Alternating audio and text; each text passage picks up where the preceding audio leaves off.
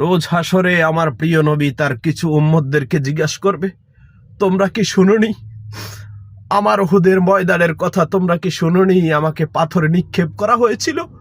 তোমরা কি শুনোনি আমার দাদার মোবারক শহীদ হয়েছিল?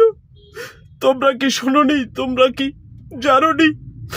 তোমাদের কি কোনো আলেমরা বলেনি? তোমরা জানোনি আমার এই কষ্টের কথা? তোমরা শুনোনি আমার সেই জেহাদের কথা, আমার সেই কষ্টের কথা?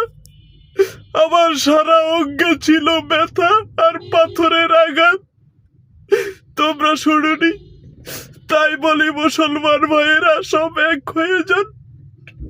এখনই সময় এসেছে, এক হয়ে যান, আর বিরোধ করেন না, আর অহংকার নিয়ে আলাদা হয়ে থেকেন না প্লিজ। সবাই একসাথ হয়ে যান, 12 তারিখ একসাথ হয়ে যান, আলমদের পক্ষে চলে আসেন, রাসূলের পক্ষে চলে আসেন, কোরআনের পক্ষে চলে আসেন।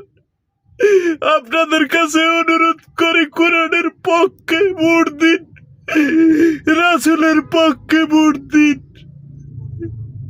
কোরআনের পক্ষে ভোট দিন, ন্যায় এবং ইনসাফের পক্ষে ভোট দিন প্লিজ। আর আলাদা হয়ে না, একসাথ হয়ে যান, একসাথ হয়ে যান। আপনাদের পায়ে ধরে কোরআনের পক্ষে ভোট দিন, কোরআনের পক্ষে ভোট দিন,